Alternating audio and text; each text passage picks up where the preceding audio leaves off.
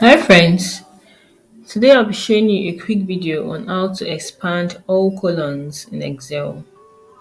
Open up your Excel worksheet. Here you can see that we have put some data into the columns, but it doesn't fit well into the cells properly.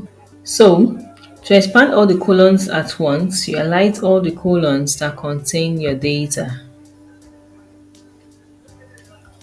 You place your cursor on one of the later lines at the top. Then you double click on it. You can see this section has been expanded. You do the same for this section. Now all your columns has been expanded and they fit well within each cells. So that's it for the video. If this helps, please like and subscribe to the channel for more content. Bye guys.